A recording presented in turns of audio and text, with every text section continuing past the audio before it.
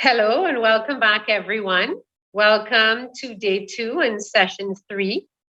This session is reproductive health, and it's my pleasure to be your moderator today. My name is Dr. Omala Ablak, and so we will start the session with our first presenter, who is Dr. Agatha Folks-Mackey. And Dr. Folks-Mackey will be presenting physician knowledge of PCOS, identifying goal and educational opportunities. Welcome, Dr. Folks-Mackey. Dr. Mackey is in the Department of Obstetrics and Gynecology at the Princess Margaret Hospital. Thank you. Welcome. Good morning, everyone. So I will be presenting physician's knowledge of PCOS, identifying gaps and educational opportunities. Okay, so we'll be looking at the objectives of the study, introduction and methodology, results, giving an overview of the discussion, the conclusion, limitations, recommendations, references, and acknowledgements. So the purpose of this study is to gain insight into identifying gaps in physician knowledge regarding diagnostic criteria, evaluation, and management of polycystic ovarian syndrome, and needs for education to increase comprehensive care of the patient and the overall patient satisfaction. So more specifically, the study was to describe the socio-demographic profile of the physicians participating in the study, to compare pattern choices in PCOS diagnosis between physicians in the Department of Obstetrics and Gynecology, the Department of Family Medicine, Department of Public Health, to identify the similarities and differences and which investigations are requested by physicians in the Department of Obstetrics, the Department of Family Medicine, and physicians in the Department of Public Health to evaluate patients with PCOS. Additionally, the study was to identify similarities and differences with medications are prescribed to physicians within the Department of Obstetrics, Family Medicine, and Public Health.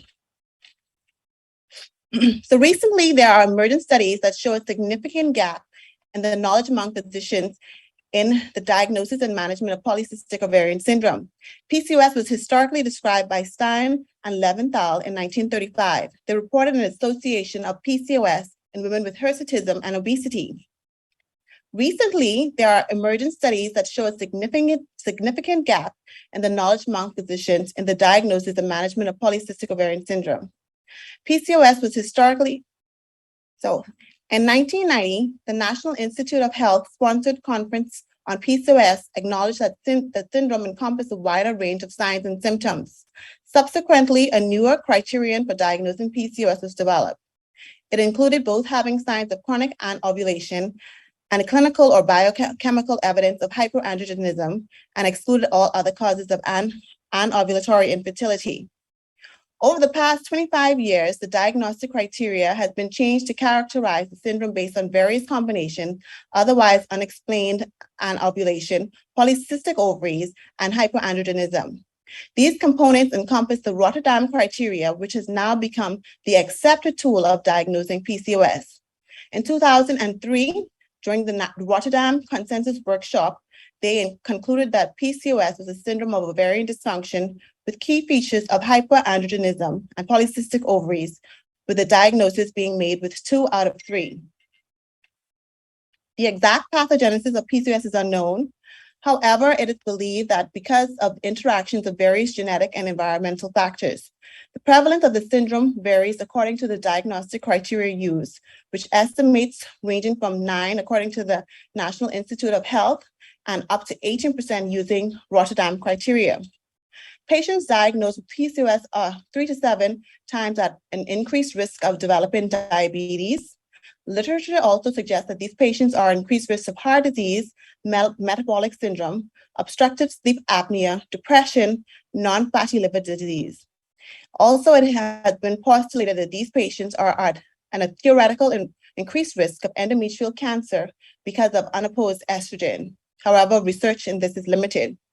There is considerable evidence that patients with PCOS are at increased risk of infertility. Despite the advancements in the determination of the long-term negative effects of PCOS, studies have shown that there is a delay in making the diagnosis. The diagnostic experience is seen to be lengthy, involving many different physicians and associated with unmet patient needs. The factors that contribute to the diagnosis of PCOS include the coexistence of multiple diagnostic criteria, the limitations with standardizing the clinical and biochemical hyperandrogenism, and the presence of multiple phenotypes and the different presentations seen based on ethnicity and age. Recently, the National Institute of Health workshop endorsed the Rotterdam criteria for diagnosing PCOS. Subsequently, evidence-based guidelines are now available, and this presents the opportunity to align consistent evidence-based care for patients. So for my study, the inclusion criteria was physicians practicing in New Providence, in obstetrics, family medicine, or the Department of Public Health, and also they had to have willingness to voluntarily participate in the study. Exclusion criteria was medical students, physicians practicing elsewhere in the Bahamas, but not in New Providence, and physicians not willing to participate in the study. The study was an online survey of physicians in the Department of Obstetrics and Gynecology, Family Medicine, and physicians in the Department of Public Health between 2021 and 22.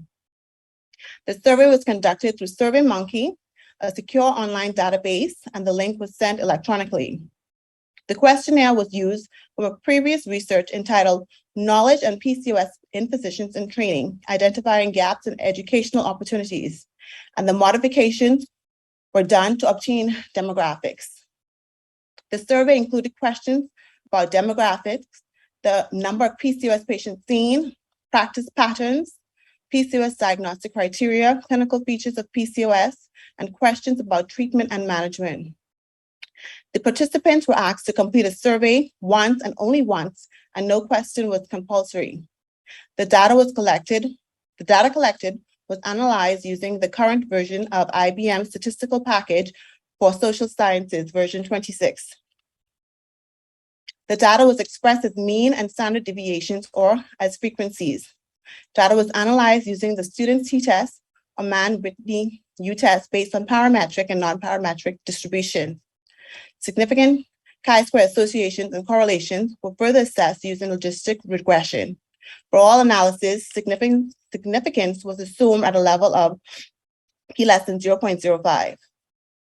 The main outcome of the study was the identification of the components of the Rotterdam criteria used for the diagnosis of PCOS. We hypothesized that most participants would be able to correctly identify the Rotterdam criteria as the preferred criteria to diagnose PCOS. However, they may not be able to identify the components of Rotterdam criteria. We therefore asked, which of the following do you use to diagnose PCOS, and listed several correct and incorrect answers. The correct criteria included oligomenorrhea, amenorrhea, which is irregular menstrual cycle, evidence of clinical hyperandrogenism, that could be either hirsutism or acne, or biochemical hyperandrogenism, which is serum testosterone, and ovarian morphology.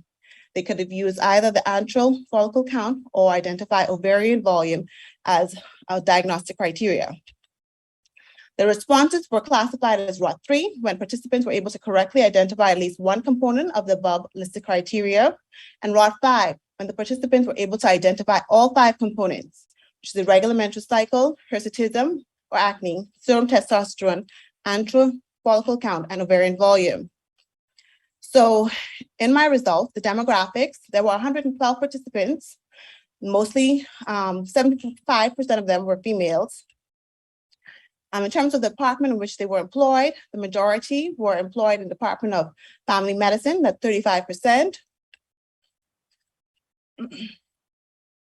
The participants' estimate on the patient's amount of seen, on the amount of patients seen, it was found that the majority of patients saw between 1 and 9 PCOS patients. So the participants' opinion on the most common reason for the patient's clinical attendance was menstrual disturbance. The participants, which are physicians, the physicians' long-term concerns of PCOS was mostly obesity and type 2 diabetes. followed by infertility. The participants believe that PCOS is correctly diagnosed. The majority believe that PCOS was underdiagnosed. In terms of the participants' opinion on why women with PCOS are not correctly diagnosed, was the majority of participants believe that the lack of the physician's clinical awareness was the reason for the why patients with PCOS were not correctly diagnosed.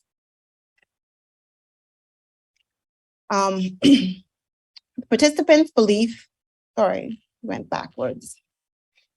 So in terms of the criteria used for diagnosing PCOS, it was seen that the 77.5%, which is the majority of participants, used the Rotterdam criteria.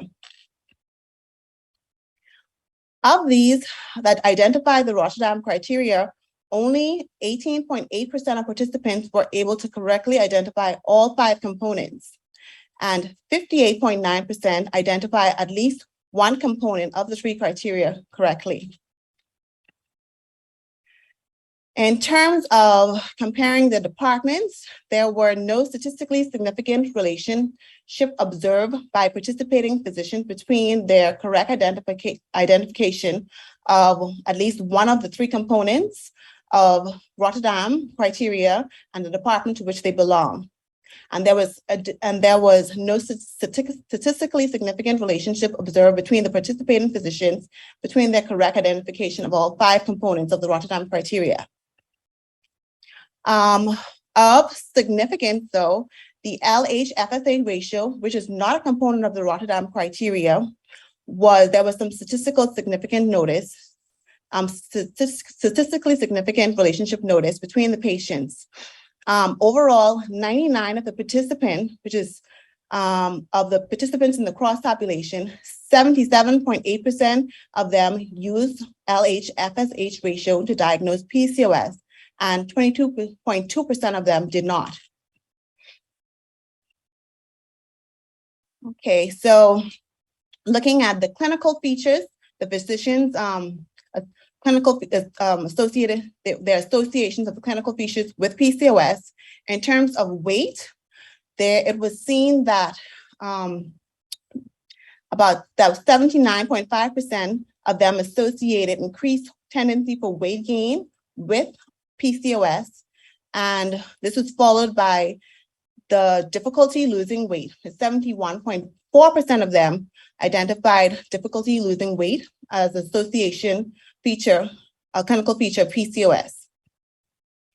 In terms of mood disorders, it was seen that body image dysfunction, 62.5% of participants identified that as a clinical feature, which is followed by depression. 58.9% of participants identified depression as an associated feature. So in terms of fertility, 68.8% identified reduced fertility, 69.6% identified infertility as a clinical feature, and 40.2% identified pregnancy complications as a clinical feature comorbidity of PCOS.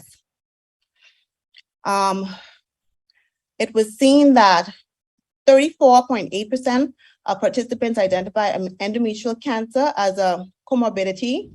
34.8% identified surgery for ovarian cysts, and 15.2% identified ovarian cancer as a comorbidity, as a clinical feature associated with PCOS. In terms of screening for PCOS, it was seen that the majority, FM, ONG, FM is family medicine, ONG is obstetrics, PH is public health, Department of Public Health.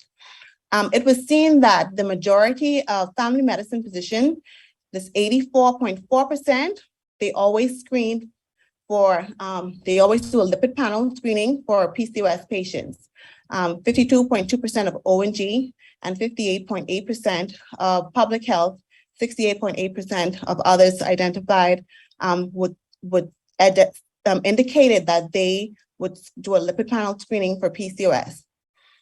In terms of STD testing, it was seen that 13% of the obstetrics and gynecology physicians that participated indicated that they would screen, and 20% of others. And others included physicians in the Department of Surgery, Pediatrics, Psychology, and Emergency Medicine. In terms of treatment options, it was seen that 100% of participants indicated that lifestyle modification was their main treatment option for PCOS, their first-line treatment option. In terms of fertility treatment, it was seen again that lifestyle modification was, it was 95.5%. So this was the first-line treatment for most physicians for fertility for these patients. So the reason for this study was prompted by an international survey done in patients that indicated that women spent at least 2 years before receiving the diagnosis of PCOS, and half of these women had to see more than 2 providers before a diagnosis was made. Further to this, a previous study conducted in 2015 and 2016 was done, indicating that many practicing OBGYN generalists and reproductive endocrinologists were not aware of the diagnostic criteria. And more recently, in 2020, a study conducted by Chemerinsky et al., which also identified significant gaps in knowledge regarding PCOS diagnostic criteria and management in OBGYN residents. The PCOS Consensus Workshop Group proposed the Rotterdam diagnostic criteria more than a decade ago. However, these studies have indicated that there has been a lag in the adoption of these guidelines into clinical practice. PCOS is a very common condition, and given its association with comorbidities such as diabetes type 2, the risk of endometrial cancer, the gaps in physician knowledge are very concerning. Over 95.4% of participants in this study believe that PCOS is underdiagnosed, and the primary reason indicated by participants for this disparity was the lack of clinical awareness by physicians.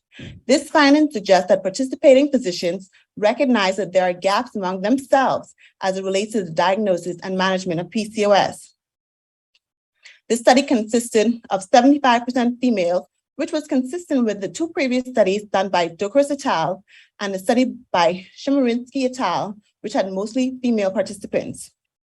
In this study, 77.5% of physicians recognized that the internationally accepted Rotterdam criteria to diagnose PCOS.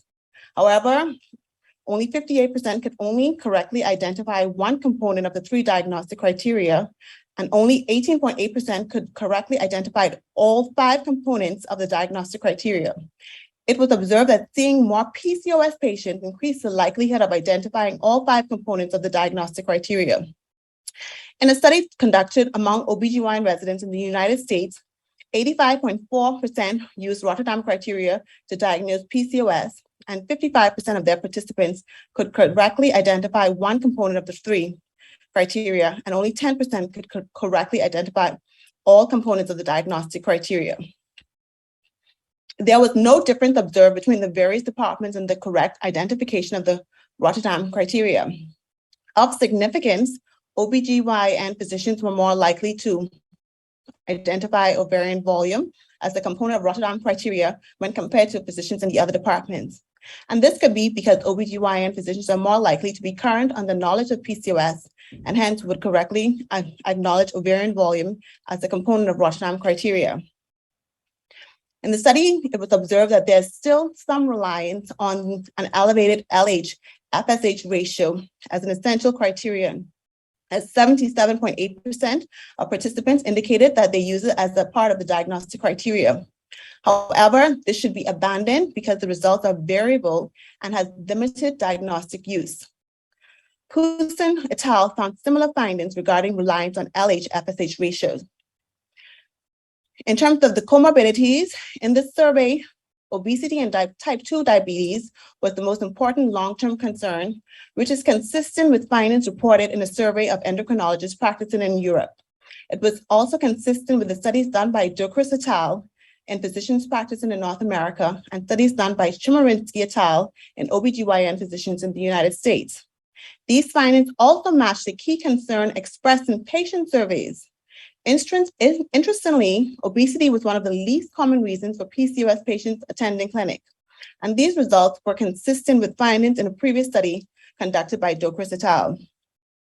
There were no observed differences in the departments to which the participant belonged and their identification of associated comorbidities. In terms of screening reproductive age women for PCOS with diabetes, hypertension, obesity, dyslipidemia at the time of diagnosis, and follow-up visits is recommended in several guidelines. Recently, a study was done among ACOG members that indicated that less than 20% of physicians reported that they screened women with PCOS for diabetes and dyslipidemia. Similarly, in our study, 14.8% indicated that they always screen for diabetes. On the other hand, 68.2% of participating physicians in the New Providence indicated that they always screen for dyslipidemia. Family medicine physicians were more likely to screen for dyslipidemia when compared with other departments. The difference in participating physicians increased likelihood to screen for dyslipidemia, maybe because of 16% of Bahamians between the ages of 25 and 64 have high cholesterol, and 1/3 of them have high blood pressure. As a result, there's a general tendency to screen for dyslipidemia, irrespective of PCOS diagnosis. Looking at the treatment, recent studies have demonstrated that weight loss intervention in obese patients with PCOS may improve future pregnancy rates. 100% of participants in this survey indicated that lifestyle modification were their preferred fertility treatment. Oral contraceptive pills are recommended as the first-line treatment of medical management of PCOS. However, in this study, most physicians indicated that lifestyle modifications were their preferred non-fertility option. So this study, in conclusion, this study is the first study of this type done on PCOS in our setting. Patients with PCOS may present to physicians in different specialties, and in this study, a validated questionnaire was used to identify gaps in physician knowledge regarding the diagnosis and treatment in physicians, irrespective of which department they belong to and the number of PCOS patients they have seen. The calculated sample size was met, so the findings can be generalized to our population, so that the recommendations are valid and applicable. There's a need to increase the knowledge of PCOS in physicians to assist with a prompter diagnosis and treatment of the disease, increase patient satisfaction, and better health outcomes. The limitations of the study is that our sample size was small, and also the true denominator used to calculate the response rate is not known because the survey was distributed electronically to the program administrators for dissemination to various departments, and there was no way to confirm the number of physicians that received and opened the survey. So, this study highlights the needs for education of physicians to improve the diagnosis of PCOS. In this technological age, physicians have begun to use apps and other digital technologies as part of the practice. Use of iPad and various medical apps have been an integral part of medical schools recently. Ask PCOS is the first medical app dedicated to PCOS that is based on best available evidence. The revolution in intelligent mobile apps offer opportunities to uniformly diagnose and manage complex diseases and save time and money, which could possibly lead to better patient satisfaction and better health outcomes. Additionally, approaches to learning such as short curriculum and interactive case-based learning have been shown self-perceived and knowledge. The implementation of such modalities in OBGYN and other specialties may help improve the knowledge gap. These are my references.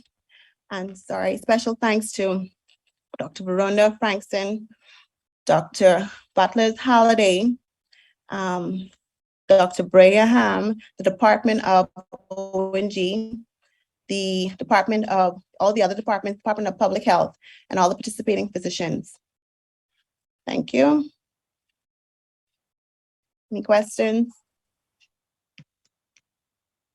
Thank you very much, Dr. Folksmacky, for that presentation. And while we wait to see if there are any questions that pop up in the chat, I noticed that you said 75% of your respondents were female. Do you feel this affected your results in any way, or did you get any information to compare the knowledge between male and female physicians?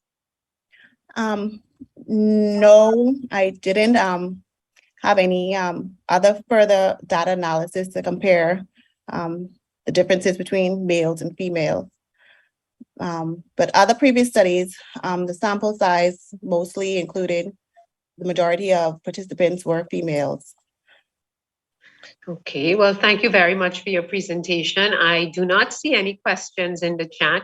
And if there are any questions at the end, we can take them. So please stay with us. And we will now move on to our next presentation. So our next presentation is going to be by a family medicine physician, Dr. Ian Cartwright. And Dr. Ian Cartwright is going to present on physician barriers to obtaining the sexual health history of patients in the Bahamas. Welcome, Dr. Cartwright. I'm Dr. Ian Cartwright. I'll be presenting physician barriers to obtaining the sexual health history of patients within the Bahamas on behalf of my group. So although a normal part of life, sex, like death, is a difficult topic of conversation worldwide due to cultural taboos, fear of upsetting patients, or lack of knowledge of communication skills. According to WHO, sexual health is a state of physical, mental, and social welfare in relation to sexuality and respectful approach to sexual relationships.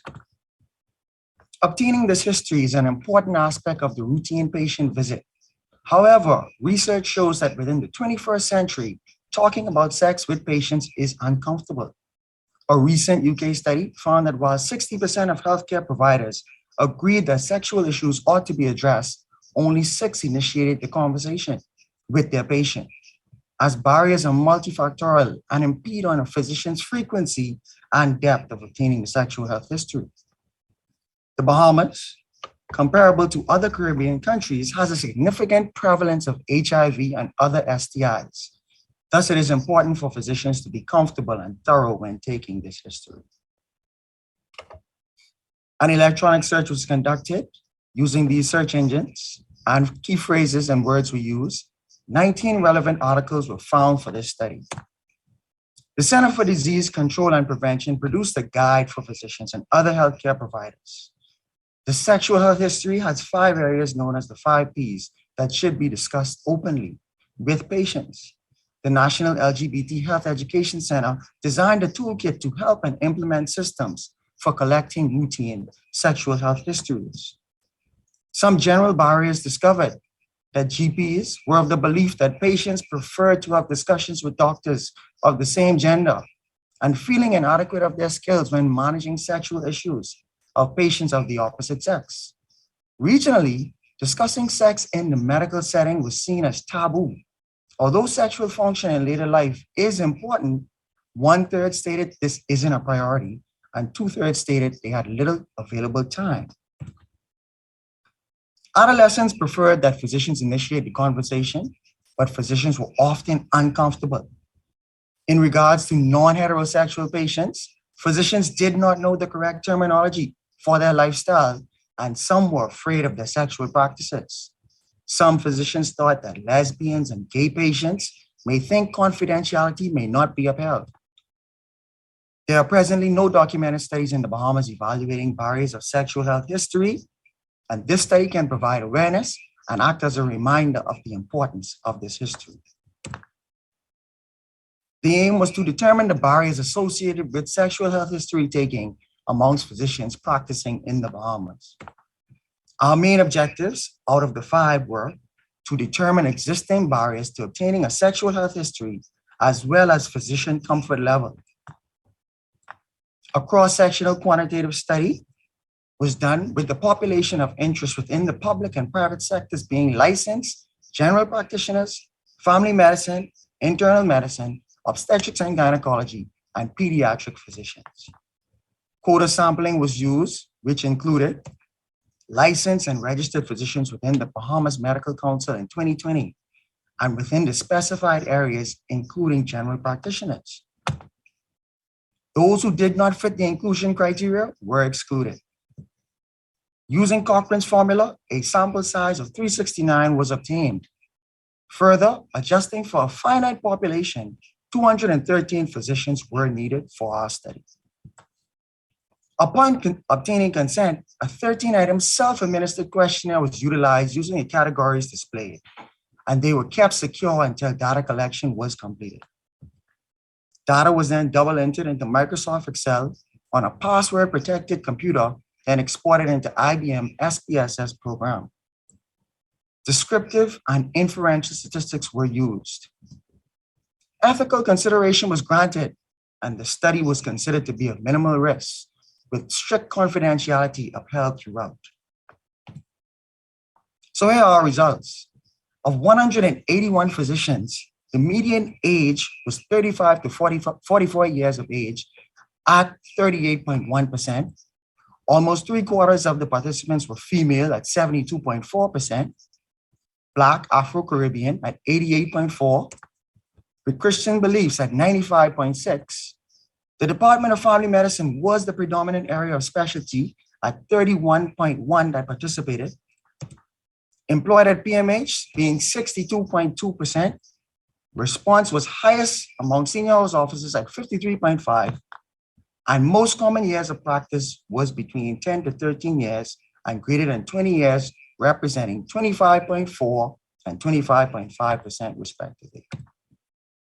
When asked to report the frequency of obtaining the sexual health history, 53.9% answered if relevant to the chief complaint, followed by 21.1% at the initial visit. Of the 5 Ps in the sexual health history, the median response seen was often, but 2 questions stood out that had sometimes. These were when asked about gender and type of sexual practice. Continuing with the 5 Ps, past history of STI and prevention of pregnancy, the median response rate of sometimes were to current former partner being diagnosed, treated for an STI, trying to conceive, father a child, and concern about getting pregnant or impregnating your partner. Regarding protection from STI, statistical significance was noted regarding use of protection, type of protection, and how often it was used when comparing community clinic to non-community clinic physicians.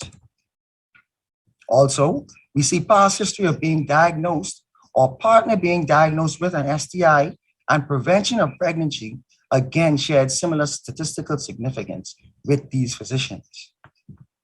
Of the 6 professional barriers, more than half selected lack of space, privacy, followed by lack of time at 53.7% and 42.6% respectively. Regarding professional barriers by specialty, lack of space was reported by 78.9% in internal medicine, 72.2% in pediatrics, and 52.8% in ONG. Whereas lack of time was reported by 54.4% and 48.3% of family medicine and general practitioners respectively. Lack of space privacy was found highest in those employed at PMH at a 64%. Again, lack in space privacy was reported highest by senior house officers and registrars at 68.9% and 67.7%. Those with less than 10 years in practice reported the highest regarding lack of space and privacy at 77.5% and 73.8%. Of the 8 personal barriers, sensitive and offensive subject and feeling embarrassed with older patients reported highest among physicians at 20% and 12.3% respectively. Regarding comfort level, physicians were neutral with the transgender group and comfortable with all other patient groups. Physicians with 5 to 9 years and greater than 20 years of experience groupings appeared to be most comfortable with discussion of sex with the elderly. So let's compare. Comparing our study to a study by Wimley et al., if relevant to the chief complaint was reported by more than half of our participants versus 3/4 of their physicians. In comparison to Rabatli et al., who reported discussing sex in medicine was taboo, our study found that physicians employed with less than 15 years inquired more about sexual frequency. In our study, physicians asked too little about the type of sexual partners, practices, STI history, amongst other parameters, but greater frequency in prevention of pregnancy was reported in less than 15 years group. Being deficient in these areas of sexual health could result in the rise in STIs and unplanned pregnancy in the country. Though these deficiencies were noted in PMH-employed physicians, those in the community clinic and private practice tended to ask more frequently. This could be on account of having more space or privacy in those areas as compared to the other institution. Of the 6 professional barriers, lack of space, privacy, time, and lack of available psychosexual counseling showed significance, where lack of space was reported highest by those in internal medicine, pediatrics, and those practicing for less than 15 years.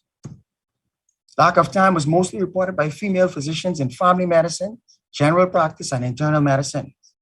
This was consistent in the study done by Malta et al., where time constraint was a major factor in patients who had chronic medical concerns, which compares to those departments mentioned.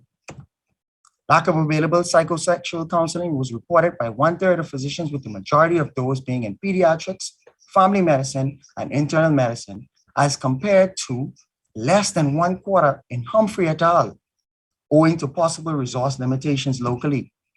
Of 8 personal barriers, sensitive offensive subject was statistically significant, owing to variant patients, age groupings, and other sexual orientation. Pertaining to level of comfort, physicians reported being comfortable in all groups, except the transgender patient group, where they were neutral, possibly not to appear to criticize the patient's lifestyle, contradict the Hippocratic Oath, or due to lack of experience with the transgender population. Furthermore, despite physicians being overall comfortable with non-heterosexual patient group, less than 1/3 reported being very comfortable, possibly influenced by the media and lack of studies assessing barriers of sexual health history in those patient groups. Physicians again were overall comfortable with the elderly patient group, but were very comfortable in private practice and at the consultant level. Additionally, as the physicians matured with age, their level of comfort with interviewing the elderly increased, becoming neutral in those greater than 65 years. According to Malta et al., older physicians were more comfortable with discussing sexual health in that age group. The unforeseen occurrences of Hurricane Dorian and the COVID-19 pandemic limited our sample size for this study. In conclusion, we found a predominantly female physician response. The sexual health history was taken mostly if relevant to the chief complaint, and significant barriers such as lack of time, lack of space, privacy, and lack of psychosexual counseling were mostly reported. Also, physicians were less comfortable with interviewing the elderly, non-heterosexual, and transgender patients. Based on our findings, we recommend taking sexual health history more frequently, such as at the annual wellness visit or at initial visits. Establish a health history template inclusive of the sexual health history to decrease the amount of time, as well as to serve as a reminder to ask the relevant questions. Incorporating more visual aids within the clinics and media to cut down the stigma associated with sex. Encourage talks in clinics, allowing patients to become more comfortable and open to discussing the issue with their physician. Also, assign proper interview rooms within the clinics and hospital to ensure privacy. Identify high-risk groups to eliminate high-risk behavior, and generate a list of psychologists and support groups that provide psychosexual counseling for patients.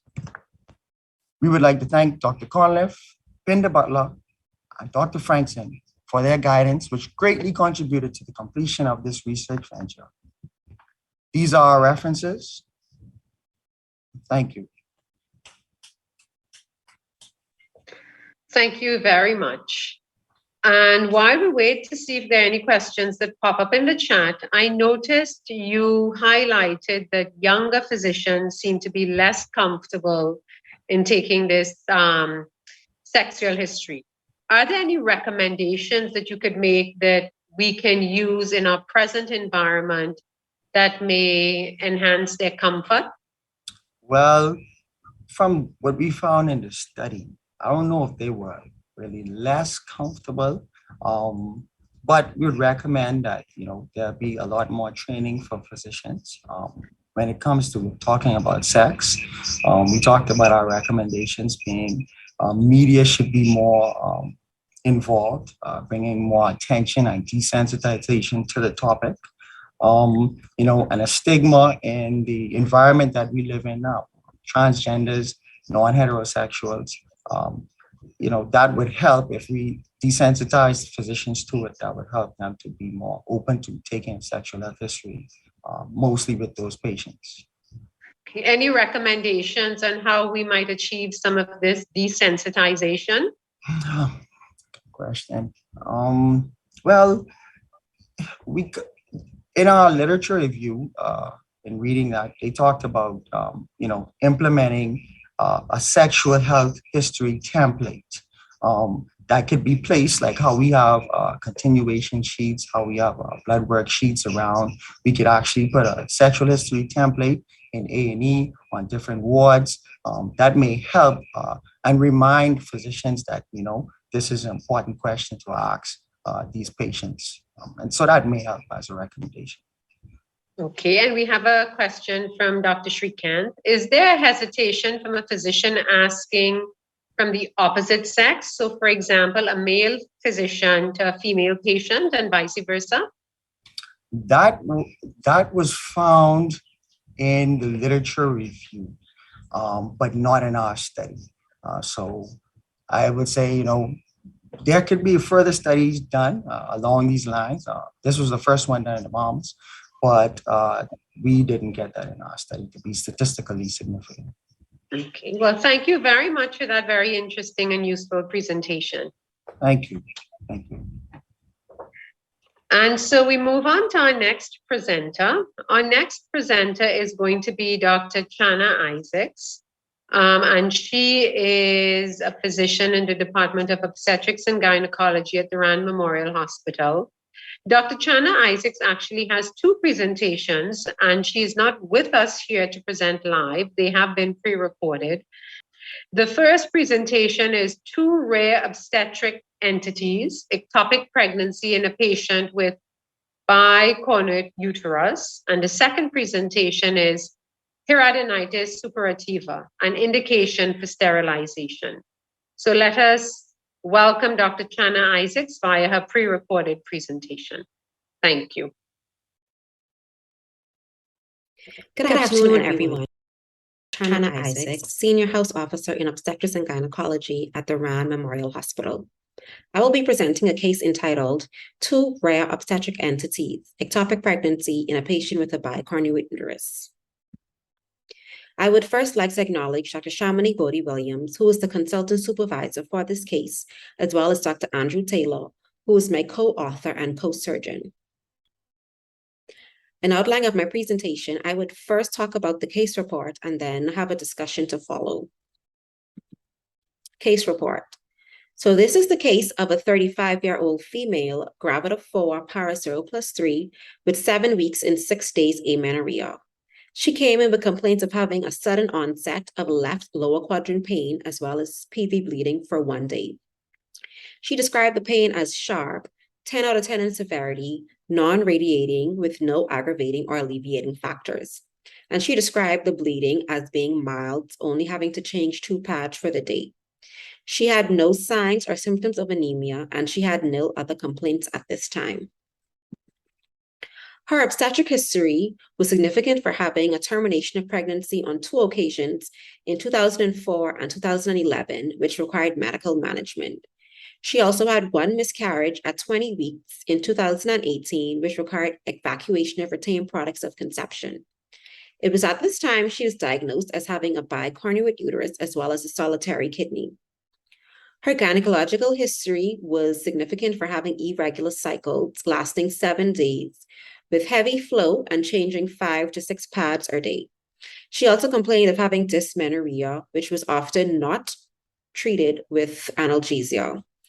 She had courtship at 18 with 20 partners, but no history of sexually transmitted infection. Her last pap smear was in 2020 and it was normal. On physical examination, she was in mild painful distress. Her vital signs were within normal limits. On abdominal examination, her left lower quadrant was tender, mildly, but there was no rebound or guarding.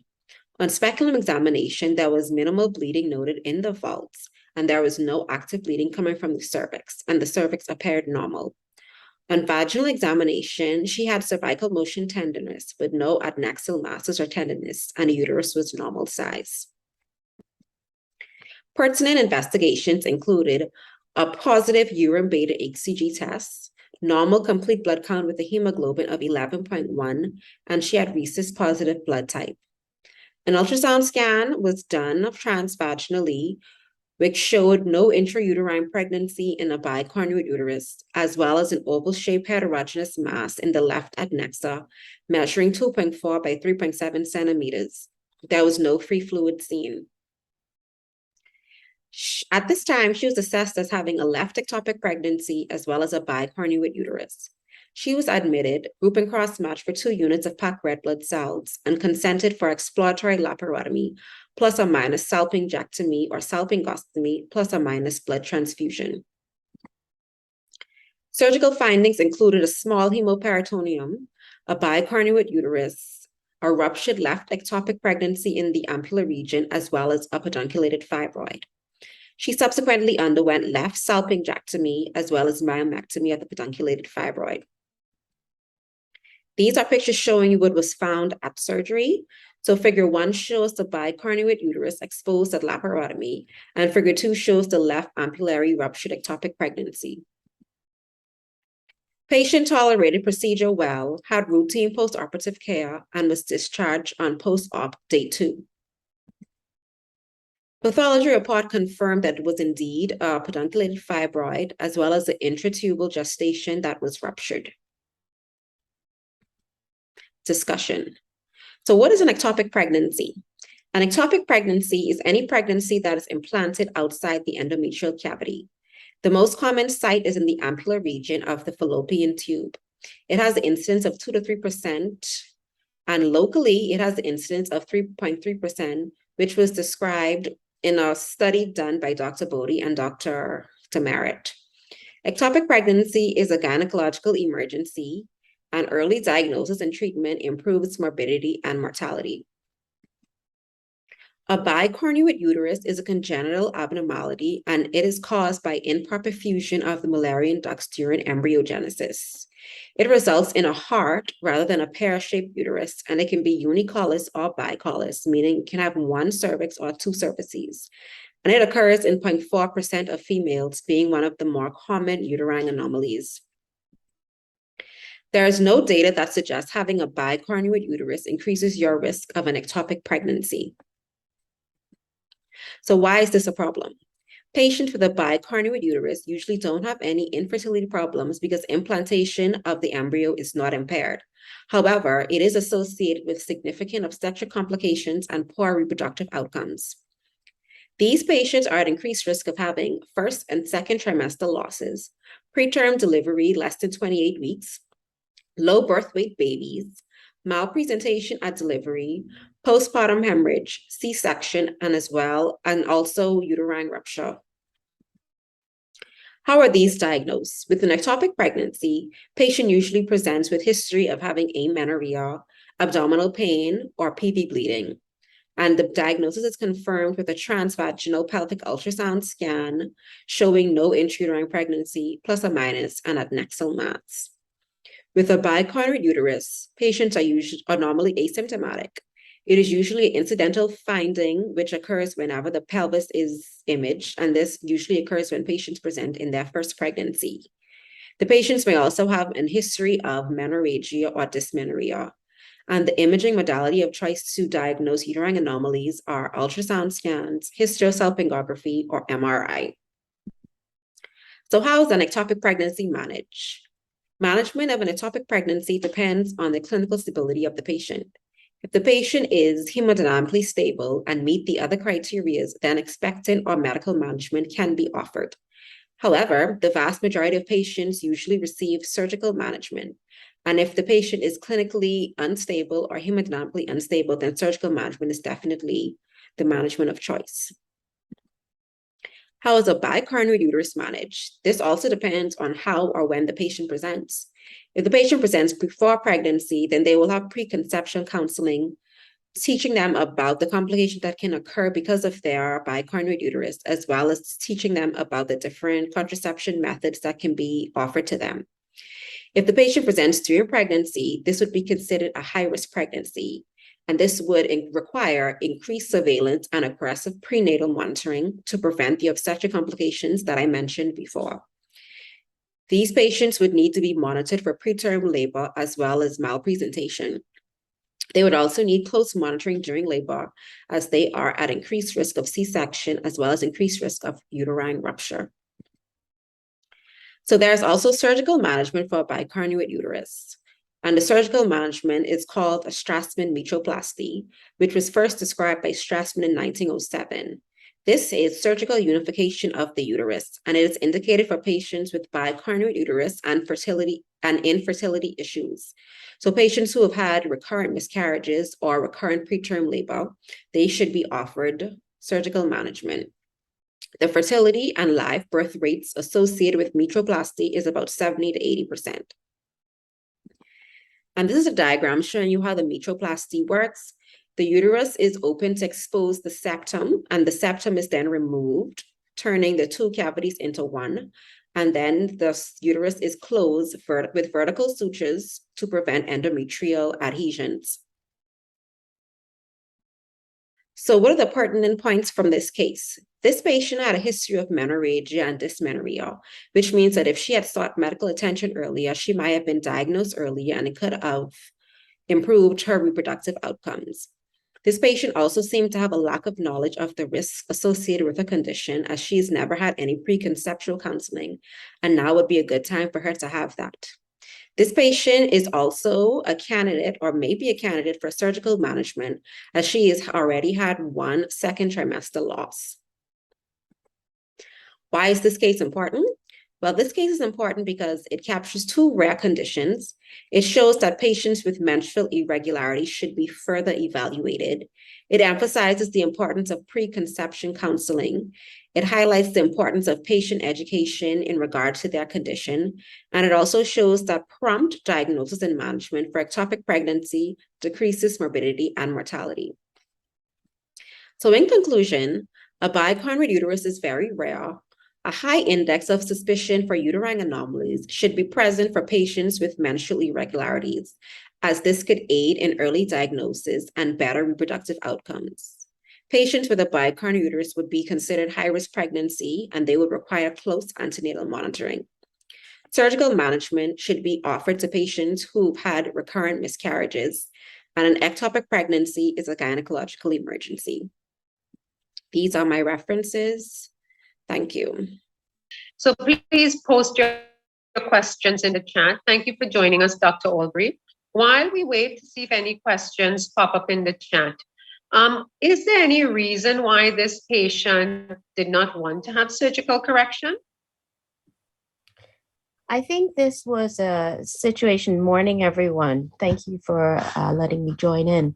So I think this patient wasn't really counseled as best as possible, or had no understanding of the significance of her uterine anomaly. Quite interestingly, our Dr. Isaacs, she has had the opportunity to see 3 uterine anomalies in our community. She's seen this case. She's also seen a uterine didelphys, which presented with a woman with a diagnosed miscarriage, and also a woman who presented with Mayer-Rokitansky-Hauser syndrome with an absent uterus and an underdeveloped vagina. So there is an incidence of these patients in the population. I think it all comes down to that preconceptual counseling, and also having someone there to support them in understanding what their diagnosis means. So not necessarily a case where the patient was declining surgical intervention. I think it was more in terms of her understanding. Okay, and just to tack on to something you said, you actually said 3 different uterine abnormalities in your answer. Do we have any statistics on uterine abnormalities in our population?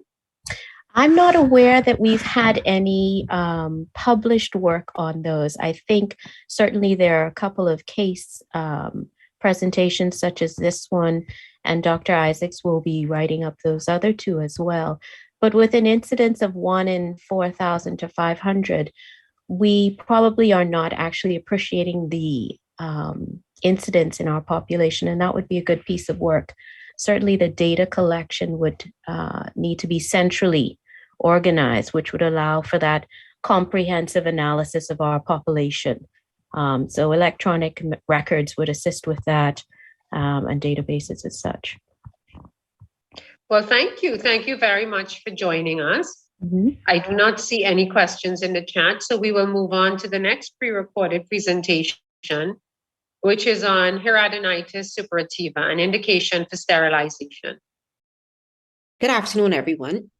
I'm Dr. Chana Isaacs, Senior House Officer in Obstetrics and Gynecology at the Rand Memorial Hospital. I will be presenting a case report entitled Hidradenitis suppurativa, an indication for sterilization. I would first like to acknowledge Dr. Karen Albury as well as Dr. Deidre Nelson-Sand, who are my consultant advisors and co-authors for this case. For my presentation, I will first talk about the case report and then have a discussion about hidradenitis suppurativa afterwards. Case report. So this is a case of a 39-year-old female, gravida 4, para 2+1, who transferred from Abaco and presented to a high-risk antenatal clinic at 35 weeks gestation. She presented for a continuation of antenatal care and delivery. She has a known history of hidradenitis suppurativa and also had worsening of her symptoms during this pregnancy. She also has a known history of anemia in pregnancy. Her obstetric history was significant for having 3 previous pregnancies.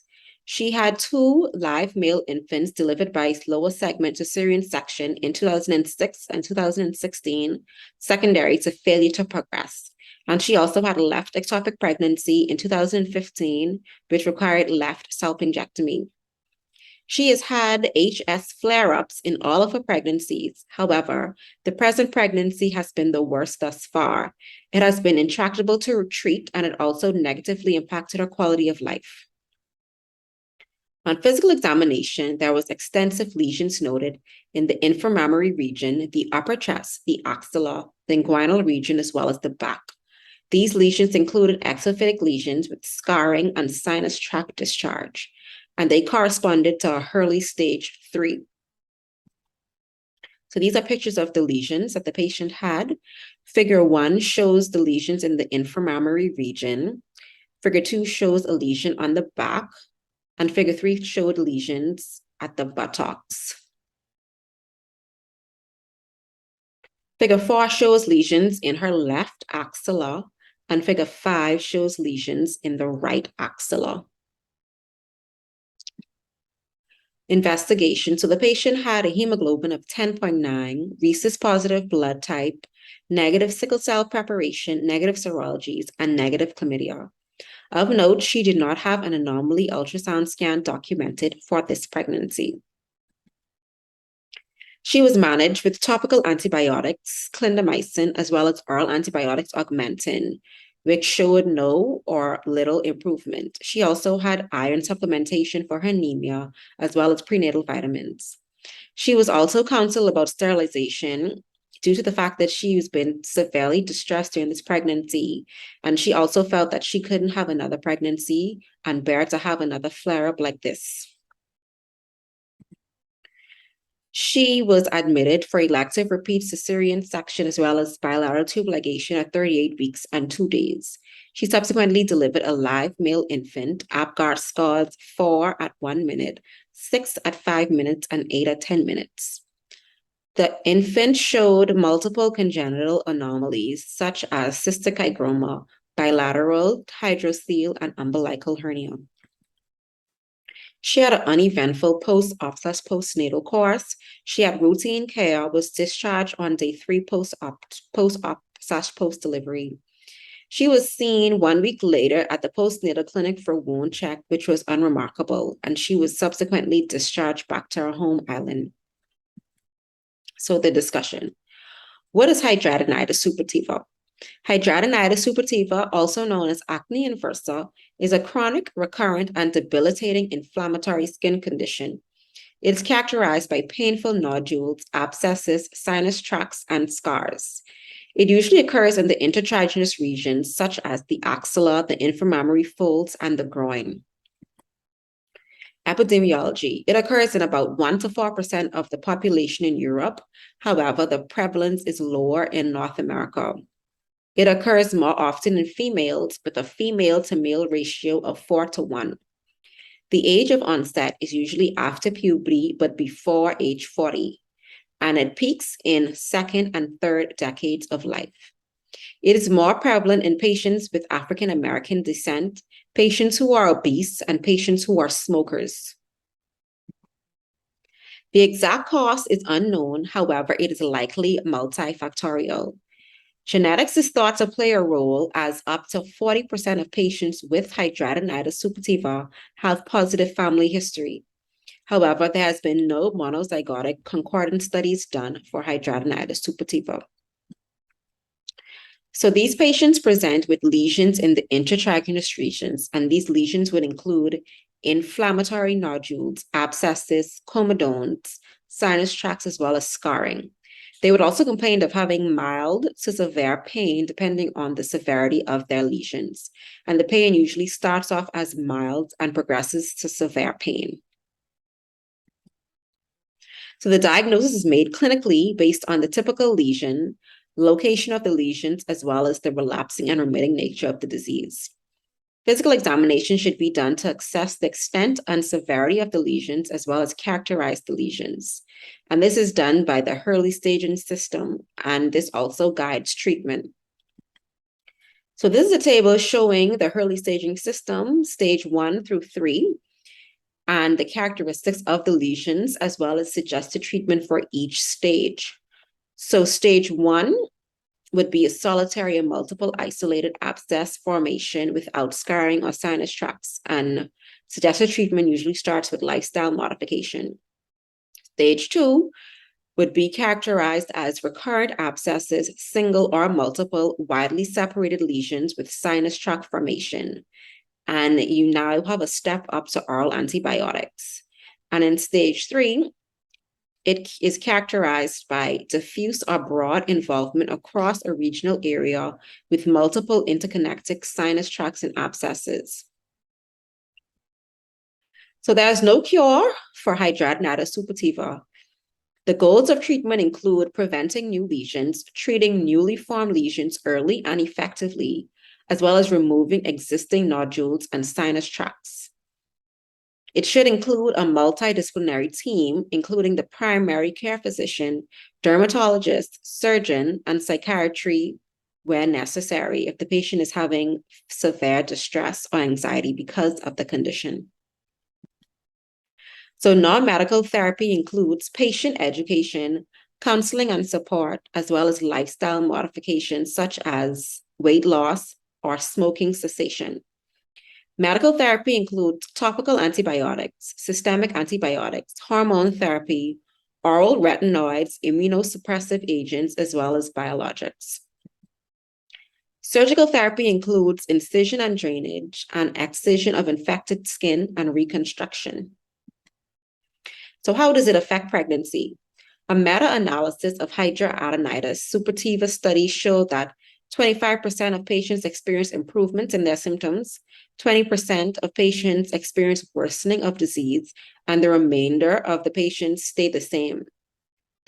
Also, 60% of the patients will have a postpartum flare. So what are the pertinent case points from our patients? Well, our patient had risk factors such as being female, being of African descent, as well as being overweight. She also had some of the factors that are common for patients with hidradenitis suppurativa, which includes anemia, risk of having a C-section, as well as risk of having an infant with congenital anomalies. Also of note, she was early stage 3, and a lot of the therapies that was needed for such a severe case is contraindicated in pregnancy. So she was subtreated. So what was learned from this case? Hidradenitis suppurativa is a difficult disease to diagnose and treat. Many available treatment options are contraindicated in pregnancy. The disease progression varies during pregnancy. It can have a negative impact on quality of life. Patients must always have a well-documented anomaly scan. Proper preconception counseling and patient education is important, and future studies on effective treatment, especially during pregnancy, is warranted. These are my references. Thank you for your attention. So thank you. And I certainly learned that I've been saying it wrong for 25 years. Hidradenitis. So thank you for that presentation. And again, we have Dr. Karen Aubrey with us to answer any questions. And so if there are any questions, we can take them now. And Dr. Aubrey, while we wait to see if there are any questions, I noted that it was presented that the infant had cystic hygroma. And then in the last slide, it was highlighted the need to check for anomalies. Was there any relationship between where the patient's lesions were on her neck and cystic hygroma in an infant from your reading? So the odds ratio of having congenital anomalies with hidradenitis suppurativa is about 2. Now, that can include various congenital abnormalities as such. There is no exact correlation between the position of the lesions and the abnormalities seen in the fetus. Certainly, one of the things that we found was that the baby was very edematous at birth. And so it was referred across to Nassau. We haven't been able to follow up with those results on the baby, unfortunately, for this presentation, but we hope to be able to add to them at a later presentation.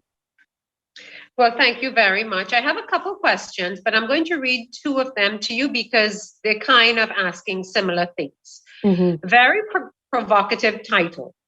Would you have suggested sterilization if this was the first pregnancy and the patient desirous of further children? And then the next question is, what about the need for sterilization? So with this patient, I suspect that she was not diagnosed early enough. And therefore, with each subsequent pregnancy, she had a worse flare. And in this pregnancy was almost, she was very emotional about having a sterilization. And so we discussed it with her. She's in her 30s, and we were concerned after we'd done the procedure that we'd now done a procedure of a permanent form of sterilization, permanent form of contraception. And she now had this baby with congenital abnormalities.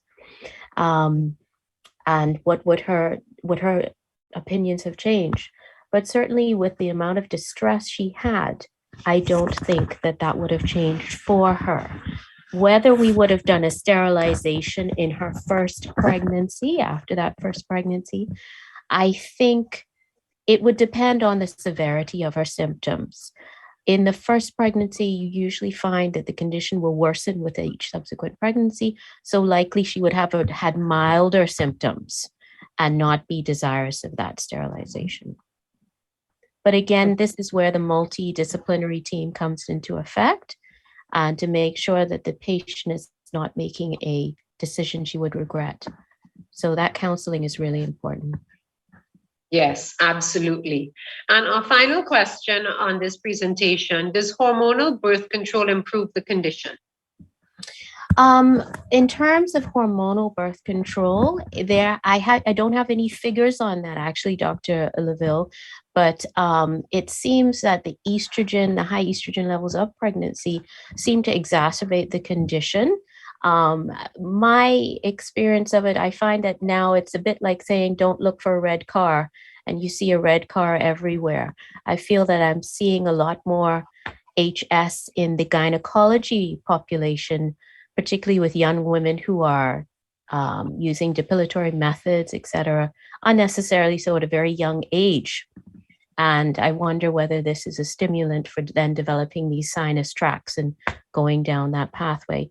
Dr. Nelson Sands is actually looking at doing a piece of work to see what the actual prevalence of it is in our community, because she is seeing quite a few cases around.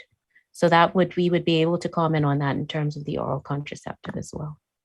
Okay, I'm Dr. Shrikant. Garkapathy has his hand up. You can go ahead, Dr. Shrikant.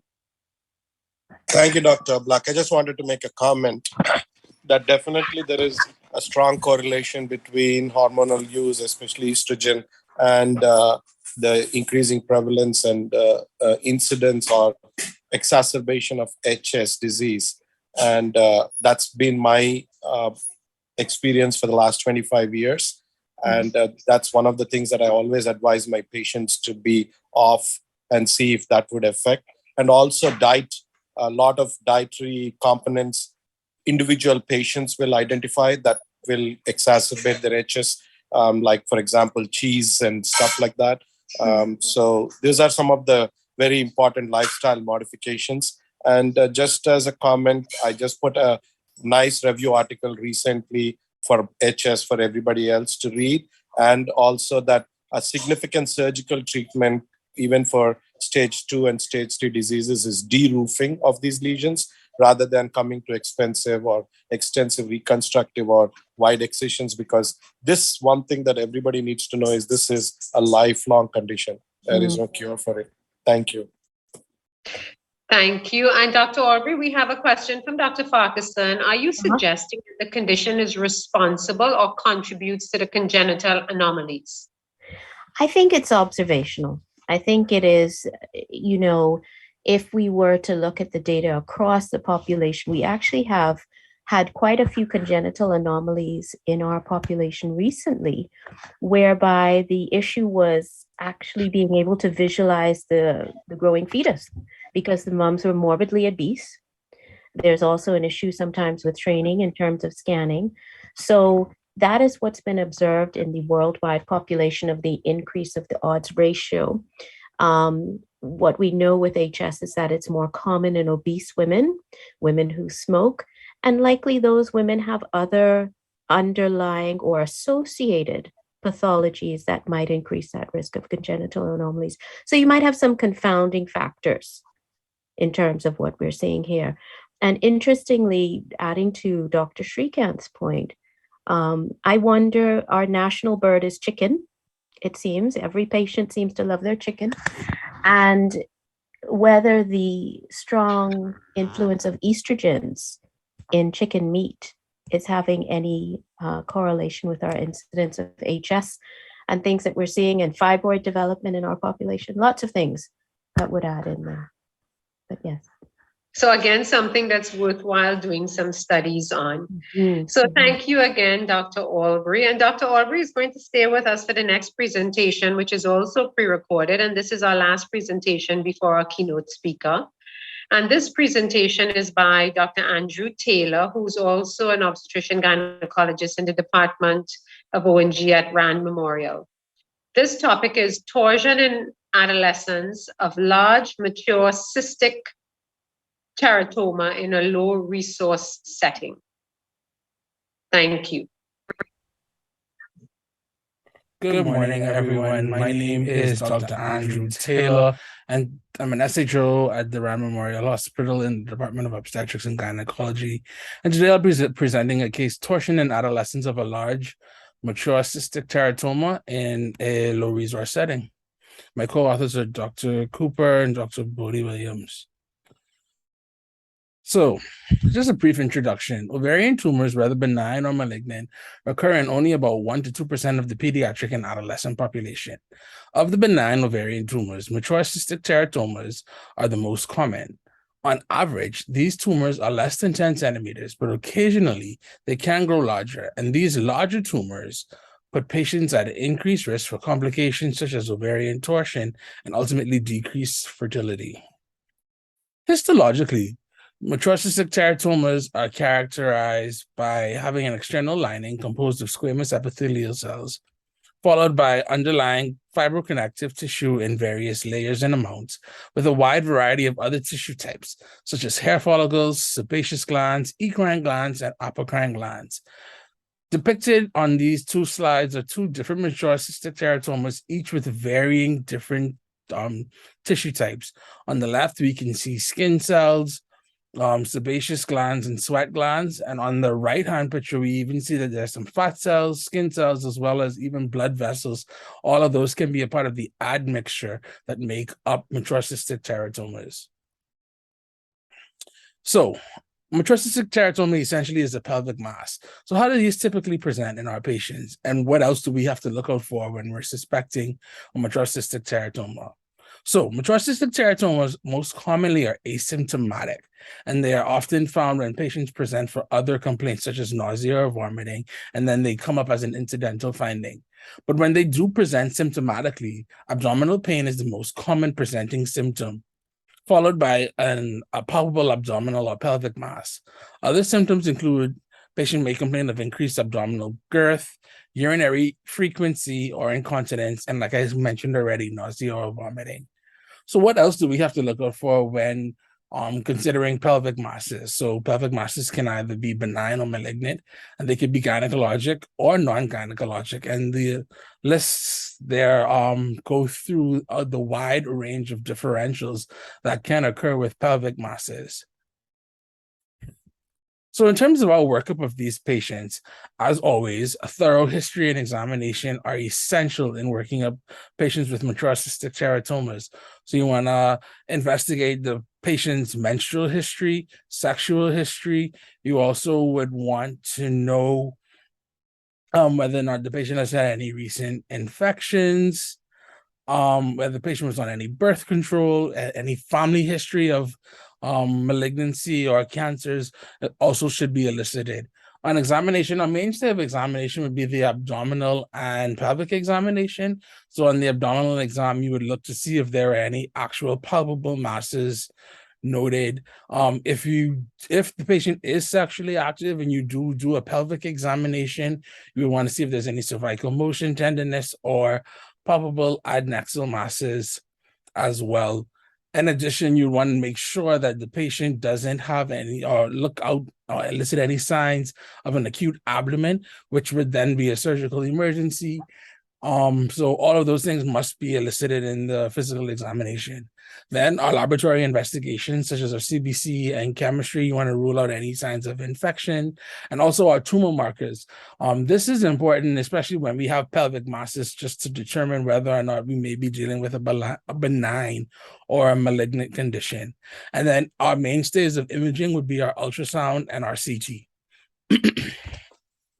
So in terms of the management of mature cystic teratomas, laparoscopic surgical intervention is the gold standard in most cases.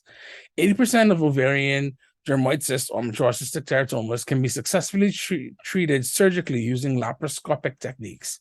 This minimally invasive approach offers so many benefits over abdominal surgery. Some of those benefits include less post-operative pain, shorter recovery time, better cosmesis. It also gives improved magnification when removing, so you're actually able to see inside the pelvic cavity when performing the surgery at a closer magnification than you would see with the naked eye. It also has resulted in decreased post-op adhesion formation. So while there are numerous advantages to laparoscopic surgery, there are several disadvantages. One is that there is an increased operating time, increased cost, which is something that we're going to talk about. And also for laparoscopic surgery, you need to actually have the skill set required to perform laparoscopic surgery. And sometimes there can be difficulty in managing patients who may have larger tumors and larger masses laparoscopically. So let's do a little case report. So let's talk about the history. So we have a 15-year-old. She was a 15-year-old obese girl, nulliparous female. She had presented with sharp, intermittent right-sided abdominal pain that she said was 9 out of 10 in severity. And she had also noted increased abdominal girth. Her last menses was 5 months prior, but she denies any previous sexual activity and denied any other gynecological complaints. On physical examination, her abdomen was obese, non-tender, but there was a barely palpable right-sided mass in the right lower quadrant, and we weren't able to fully appreciate the size of the mass due to her increased abdominal girth. Laboratory investigation, CBCs and chemistries were essentially normal, and we did her tumor markers of CEA and CA-125, and both were within normal range. Imaging, CT and ultrasound came together, and both came up with, we had a predominantly cystic multiloculated mass measuring 17.5 by 12.5 by 8.7 in the lower abdomen in the right adnexa. It contained fluid and soft tissue densities with a small focus area of fat density with multiple calcific foci, and there was no significant blood flow noted. So what did we do? So our surgical approach and findings. So this patient, we opted for an open laparotomy with a right oophorectomy, partial omentectomy, and peritoneal biopsy, and washings were performed. What we found was an adnexal mass as pictured in this on the right-hand side. This was the actual mass, measuring 18 by 13.5 by 5 centimeters with a right ovarian torsion noted. This mass was excised. We sent the specimen to pathology, and it came back as a mature cystic teratoma, and the omental biopsy had showed hemorrhage and congestion. So what is the dilemma here? So mature cystic teratomas, like I mentioned, are often less than 10 centimeters in the largest diameter, but occasionally they can grow larger, as was demonstrated in this case, with the tumor measuring over 18 centimeters in its largest dimension. The abnormally large size of the tumor is significant in this case, as the large tumor had put the patient at risk for ovarian torsion, which ultimately happened in this case, and subsequently, the patient ended up having to lose the ovary. As mentioned earlier, the ideal treatment for mature cystic teratomas would be a laparoscopic cystectomy, particularly in the young adolescent population, as our goal is to preserve her fertility. She's only 15. However, as a result of the large size of the teratoma and the subsequent torsion, in addition to the fact that at the Rand Memorial Hospital currently, our laparoscopic equipment is unavailable due to damages from the Hurricane Dorian, we elected to do the open procedure. So in conclusion, mature cystic teratomas are the most common ovarian masses in the adolescent population. Early recognition of particularly large tumors are important for good clinical outcomes. Laparoscopic cystectomy with ovarian preservation is preferred as first-line management in nulliparous females once there is clear demarcation between the mass and the uninvolved ovarian tissue. In this case, due to the unavailability of the necessary laparoscopic equipment, an open approach had to be taken. In most cases, this would have been less ideal, but fortunately, I guess we could say, due to the large size of the mass, an open approach was actually the preferred approach. These are my references. Thank you very much. So thank you very much, Dr. Taylor. And again, we have Dr. Aubrey with us to answer any questions, so you can please post them in the chat. Dr. Aubrey, I'm not sure you might be able to actually answer this question, but I noted the lack of the laparoscopic equipment at the Rand because of, the hurricane.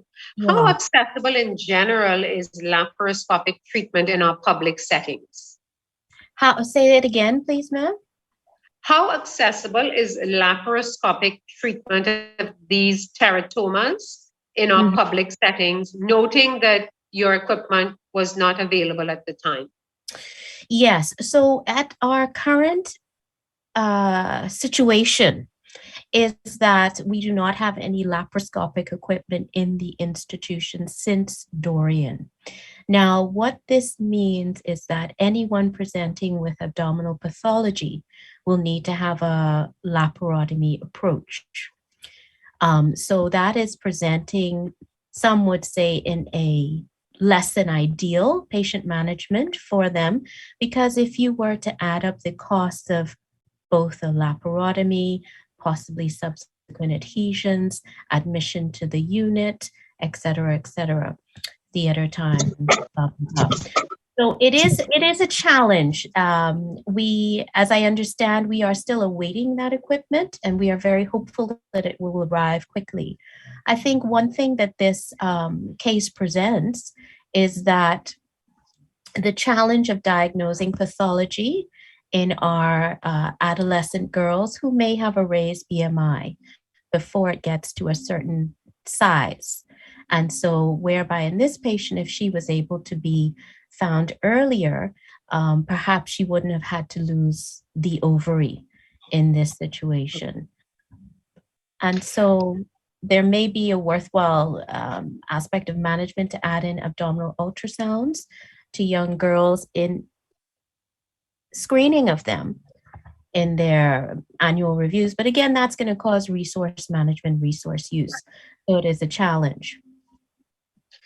Okay, and one final question, and you kind of mentioned it a little bit in your answer.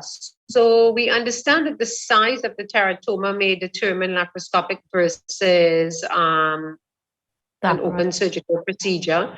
Yeah. But in general, is there a cutoff BMI where you would recommend one versus the other? In terms of the approach? The approach, yeah. Yes. Again, I think there are instances where a laparoscopic approach can be done, whereby that is a better outcome for people with a raised BMI. We know that women who perhaps have raised BMIs and have early endometrial cancers, a laparoscopic approach would be a much quicker recovery for them, because then they are at risk of surgical incisions. And I'm sure Dr. Halliday can speak more to this as well. But the BMI in our institution at present doesn't determine the approach because we're limited in terms of our resources. So that is a challenge. But when you're looking at the pathology, and with this young girl, with the size of her cyst, the abdominal approach allowed for biopsies of the peritoneum to exclude any other more serious pathology. So that would have been the appropriate approach in this instance. Okay. Mm-hmm. Well, thank you very much, Dr. Aubrey, for joining us for the last 3 presentations and answering the questions. My pleasure. And so we're at the point where we introduce our keynote speaker. And our keynote speaker today is Dr. Marie Jean-Jean. I hope I pronounced that correctly. She is a Canadian board-certified genetic counselor with the 8 years experience in the clinical and research setting in Canada and the USA. She specialized in cancer genetics with a particular interest in research of gastrointestinal inherited cancer predisposition syndromes. She completed her master's in genetic counseling at the University of Montreal in Quebec and gained experience at the Jewish General Hospital of Montreal and relocated to Miami 4 years ago to work at the University of Miami, where she counsels patients and their families about their risks and pertinence of genetic testing for all inherited cancer syndromes in English, Espanol, Francais, and Arabic. So we now welcome Dr. Marie Jean-Jean and current treatments in familial cancers. Thank you. Thank you. Thank you so much for that great introduction. Appreciate it. I'm very happy to be speaking today. I'll be talking about the contemporary issues in inherited cancer or familial cancers. It's going to look a little bit different than the previous talks about reproductive health, but I hope I can keep you interested. I have no conflict of interest to disclose. I would like to start with a bit of an overview about the role of genetics in cancer. We definitely are familiar with, but really the important type of cancer, the difference between the sporadic, inherited, and familial, a quick updates on our flow of cancer genetics, how things have been moving quite quickly in that field, the type of testing we use, the type of findings we are facing recently, of course, the updates of certain research about treatment, based decision, the type of ordering, and some of the guidelines update that we have faced actually a couple of months ago. And at least but not last, the Bahamian data that have really changed the way we practice, especially in Miami. So a funny slide to start, but really important to remember, we do all have those cancer suppressor genes. We want them to really work properly. We want them to prevent cancer. And when we have a mutation, definitely the risk to develop cancer exponentially grows. So really, as my job as a cancer genetic counselor is to go check if these cancer suppressor genes work in the patient, to try to get the why the patient developed cancer. If you look at the risk factors, definitely genetics is a very important factor in developing cancer, but it's definitely not the only one. The biggest and most important factor is the increasing age. As we know, as we age, the machinery doesn't work as well, and the risk of cancer becomes quite high. There's obviously other factors we're exposed to, such as the hormonal factors, the smoking, the UV radiations, viruses. All that can modify the risk of a person, of a patient, to develop cancer. So it's all very important to keep in mind when evaluating or assessing a patient's type of cancer and risk for the family members. There are really three big type of cancers, regardless of the site of cancer, the age of diagnosis.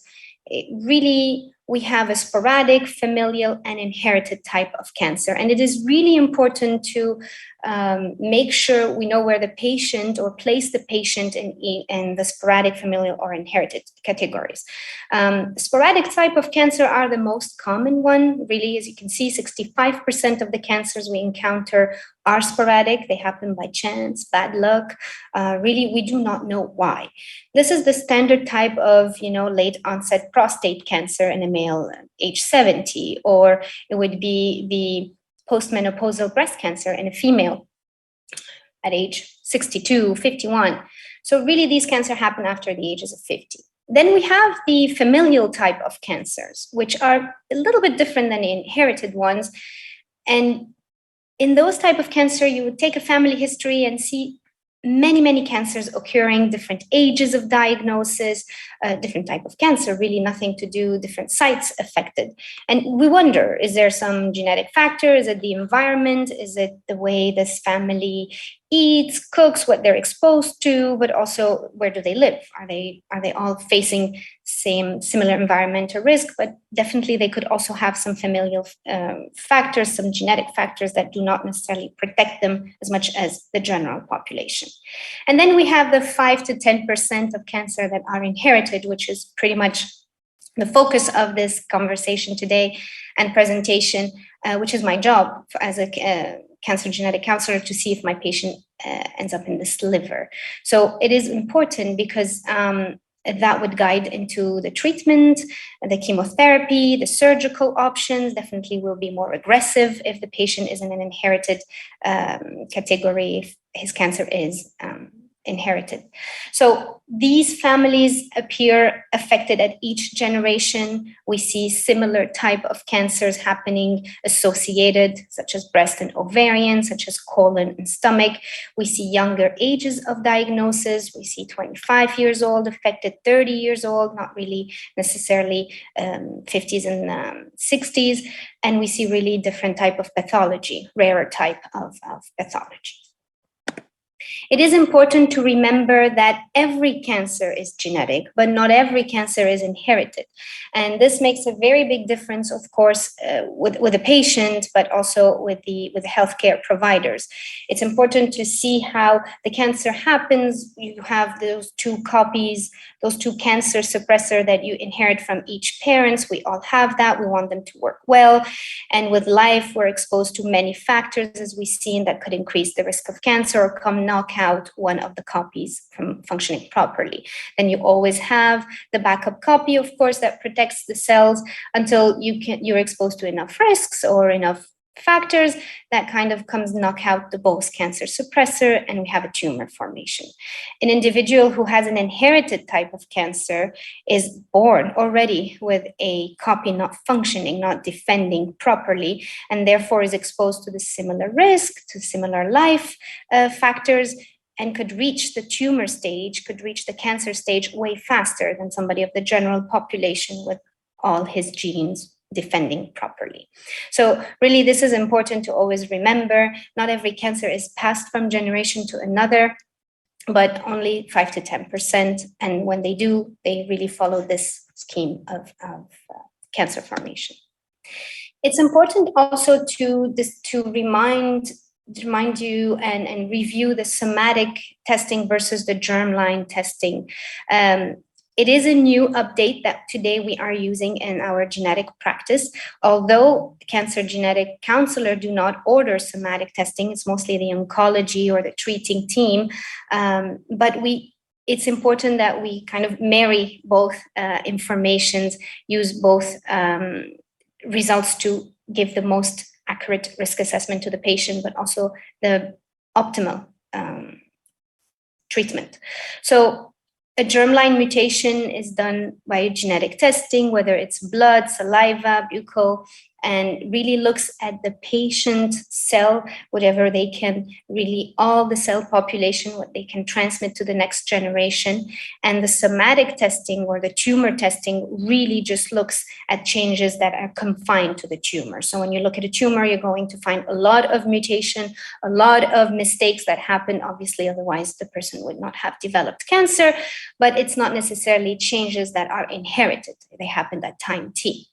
The rationale is that usually when somebody is born with a germline mutation, you would refine that germline mutation as well in their tumor, and you would have the kind of driving factor of the cancer. So that also helps. Quick update as well, the way we have practiced has changed in the past year and a half. We are seeing unaffected and affected individuals, of course, but the patient is always referred for a family history of cancer when he's infected or she is, or if there's a carrier mutation known in the family. We always take a 3-generation family history with really focus on the cancers, the ages of diagnosis, the sites, the type of treatment the person got. And we kind of put all this together to see what we can offer in terms of testing. Results are then correlated with the family history, and then we kind of identify the family members who could be at risk if a mutation is found. It is the same flow technically for affected individual, but on top of that, we add the somatic testing. So what are we seeing on the patient tumor? How is the patient tumor behaving? Is there any indication that this could help the patient into screening, into knowing in which category of cancer they would find themselves? And so if we can alter the type of treatment and future intervention for that patient, but also for the family members. So there's a lot of different updates, different contemporary issues that we're facing. And I think in genetics, this is a field that moves so fast that we will keep facing different changes. We really adapt quite quickly. And this is really just an overview of what's been happening really in the past year and a half. So, the type of testing drastically changed. We used to, back in 2020, not long ago, only offer a multi-gene cancer panel of 47 genes that are associated to cancer predisposition, to, such as the BRCA1, BRCA2 genes, Lynch syndrome. And today we actually can go up to 91 genes. So these genes have been found to have a preliminary effect on cancer. They are associated to different type of cancer. They have low, moderate penetrance, but they are actionable genes, which means that the patient, if he comes back or she comes back positive, then the screening is altered, then the family history also kind of is explained, or the family members need to start colonoscopy earlier, or breast mammograms at an age of 25. So really there's a big impact. And today it's becoming the norm to really offer these multi-gene cancer panel. There are also very recent discussion about incorporating whole exome sequencing and whole genome sequencing in the setting of cancer genetics, which is a little bit frightening for us who practice, because at this point, it's not only 91 genes, you're dealing with almost 20,000 genes if we're talking about a whole genome sequencing. So the amount of information that you can get is not only confined to cancer. I think we're heading this way, but thank God, still we have not used these in that clinical setting, but more and more we do, because we see our patient not only come for cancer, but other issues that also could be incorporated in a more comprehensive testing. The type of testing definitely changed. We have been adding RNA sequencing right now. We used to only do DNA sequencing. We have now added, has become somehow the standard of care as well, adding this the extra layer of sequencing of diagnosis.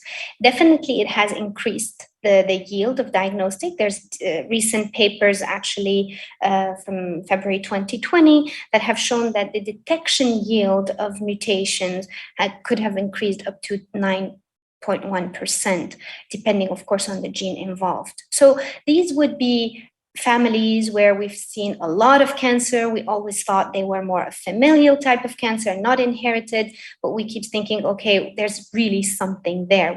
I think we need to keep looking. And it's not really increasing the amount of genes that we look at, but really increasing the sequencing, looking at the product of genes, such as incorporating RNA. And we have been lucky to find a couple of families this way with a deep intronic change that has been kind of detected by RNA sequencing that we would have missed even if we did like a 90 gene panel. It has to do with the type of mutation. Also, RNA sequencing has really helped in interpreting variants of unknown significance, which is a gray zone result that we get with the multi-gene cancer panel.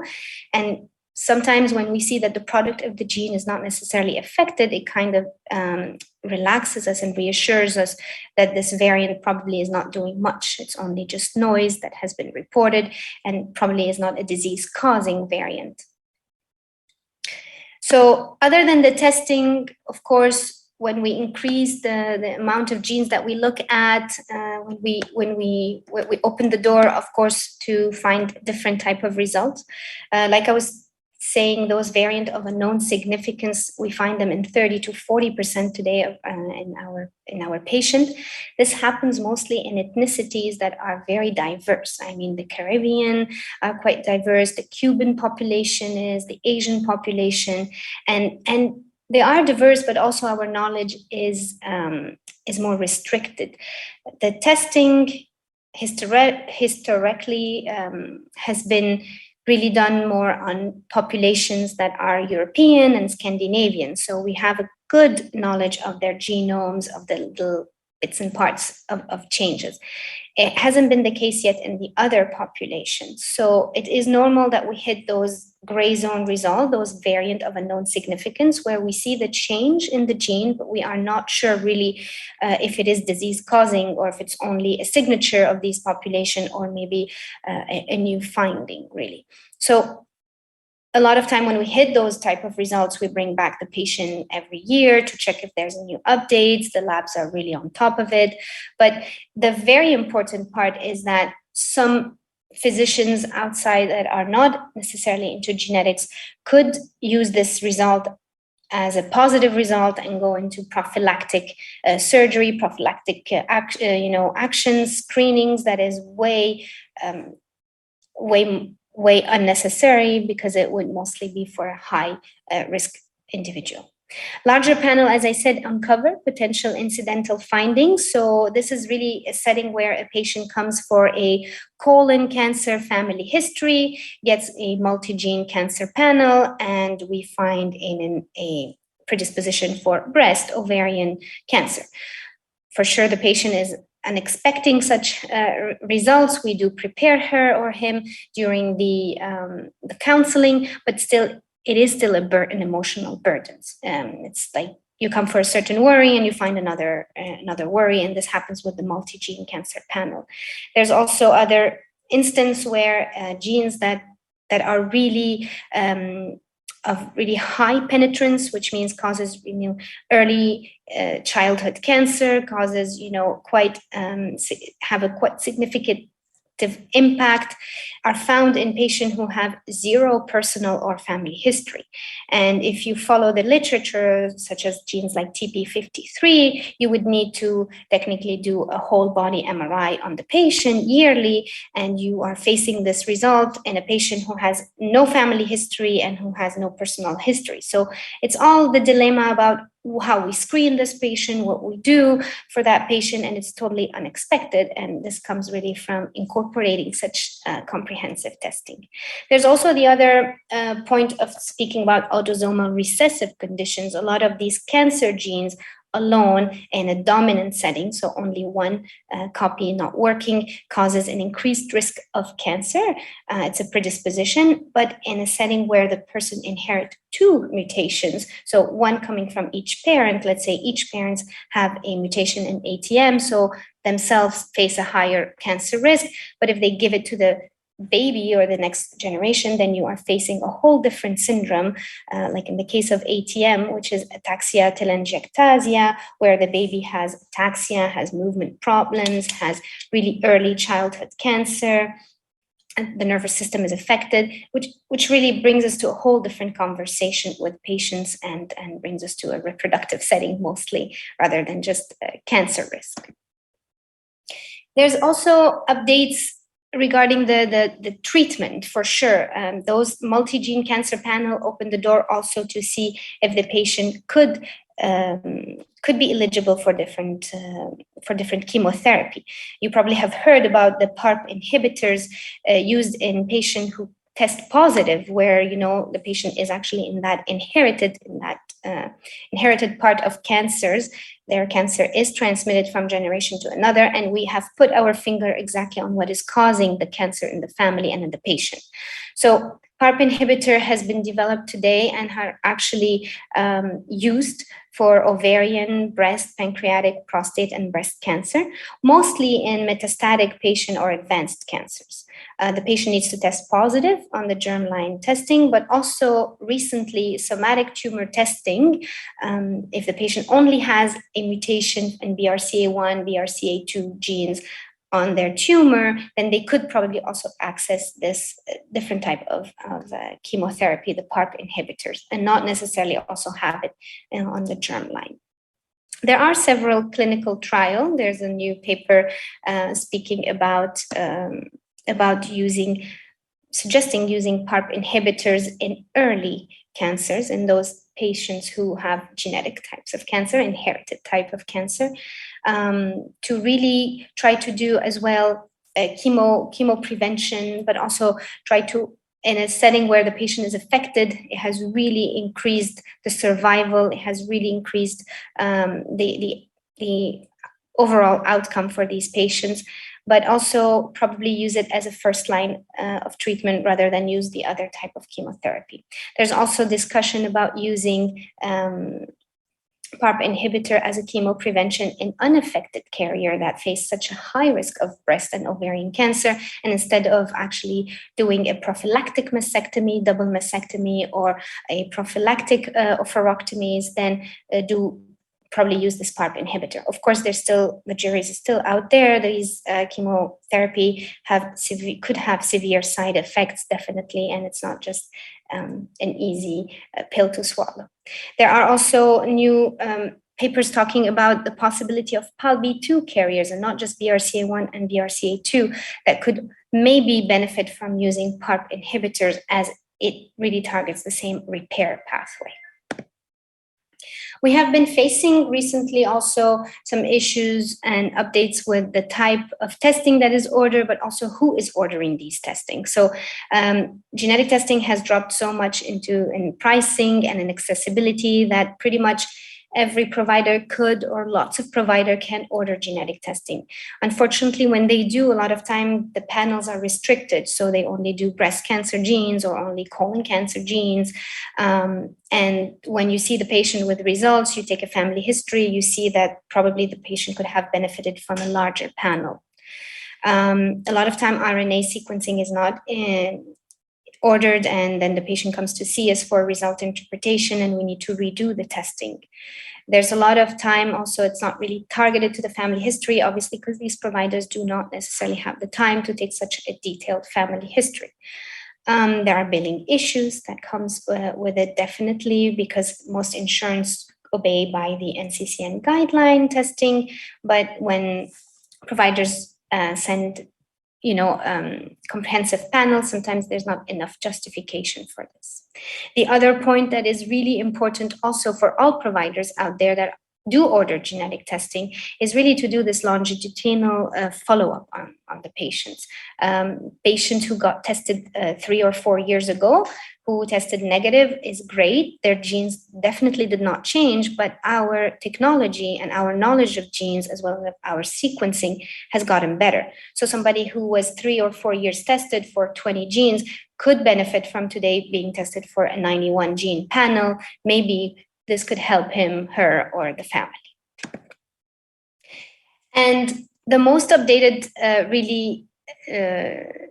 guidelines and change that in our practice today is hitting us slowly is back in August 2022, the NCCN, which is the National Comprehensive Cancer Network in the United States, which most insurance obey by and provide coverage for genetic testing, has changed their testing recommendation in terms of regarding the colorectal cancer patients. So it used to be everybody who had colon cancer under the ages of 50 should or would be eligible to undergo genetic testing. And today they had increases to every individual who has colon cancer. Of course, with more consideration for patients who test who have like a deficient mismatch repair on their tumor, or like a suggestive family history. But also the NCCN is recommending multi-gene panel, which they were still on the fence.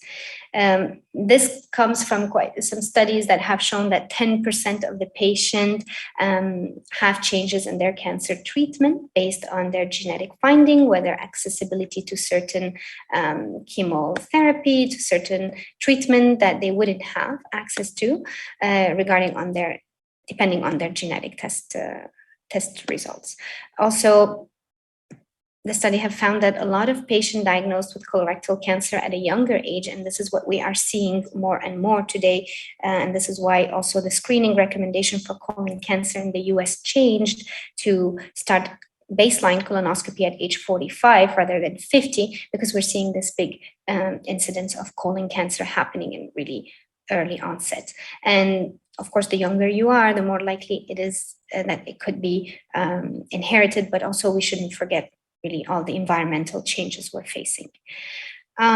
These new guidelines definitely would help identify more patient and family that could benefit from increased risk screening, but also would really increase the burden of genetic testing, increase the amount of patients that we will see, and also the more we test, the more we find things, definitely.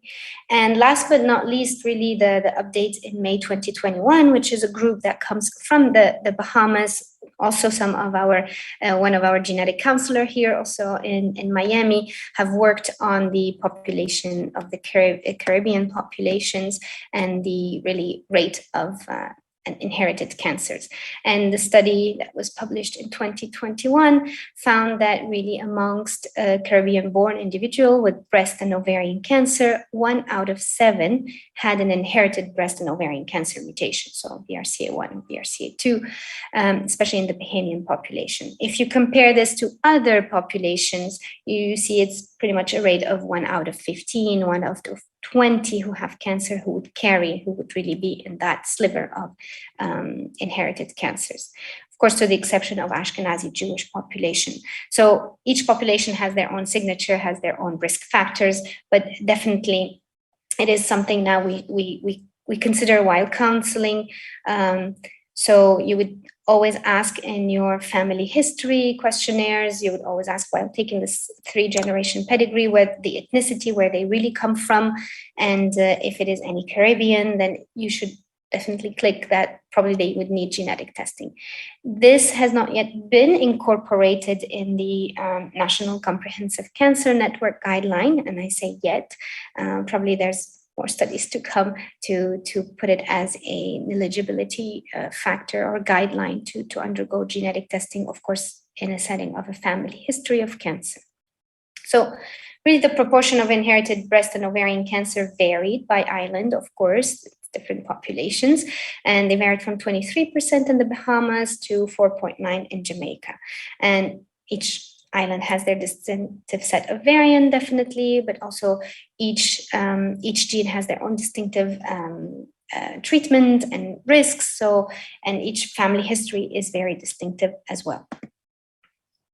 So really, in summary, cancer genetics is a really rapidly moving field. It keeps changing. The way we practice, the guidelines for screening, for testing really increases. And I think the type of testing is only going to change. Large panels are great. Multi-gene cancer panels are good. They detect more, but definitely open the door to lots of incidental findings that as well as you prepare your patient in counseling session, it is really hard to prepare them for everything. Also, the variant of unknown significance sometimes create additional emotional burden, clinical burden. As you know, you have this variant, you don't necessarily know what it's doing, and you don't really know if you should start screening your patient at really high risk or not. So we always, of course, rely on the family history and personal history, but it is not very straightforward. Sometimes it's really a gray zone result and causes some stress. RNA sequencing is becoming more the standard of care, and it really helps detecting those deep intronic mutations that could have been missed by only DNA sequencing. It is really also important right now to incorporate both the somatic testing and the germline testing for the optimal treatment plan, but also for the risk assessment of the patient. I'm speaking about PARP inhibitor for sure, are like the new kind of chemotherapy that we're using for these patients who end up having those inherited cancers. But I think the use is evolving, and in the coming years, definitely there are talks to use it as a potential chemo prevention that could avoid those prophylactic surgeries, especially in female carriers of BRCA1 and 2. As non-genetic ordering physician, if you have access to genetic testing, please do order a large gene panel. Do also incorporate RNA sequencing. It makes it easier, and also makes it much more precise for the risk assessment, and also it would help in those, especially if you hit those variant of unknown significance. And any patient who would present with negative genetic testing that has undergone testing for more than 3 years ago, the testing is considered outdated, and updated genetic testing is definitely warranted. It is an NCCN guideline. It is a guideline which we obey by, and we retest our patients, definitely.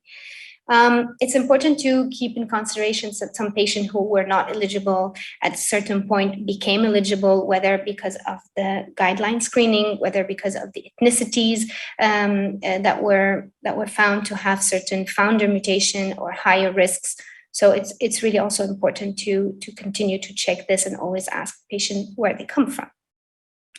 And finally, genetic testing at one point will become a universal testing, will be a universal screening, and will become not only 91 genes, but a whole exome, whole genome testing. So we're all bracing for this impact. I don't think we're here like in the next couple of years, but definitely it is something that is coming, because there's a lot of interest, and genetic testing covers many fields: reproductive, cancer, cardio, neuro, really pediatrics. So I think we're really getting there.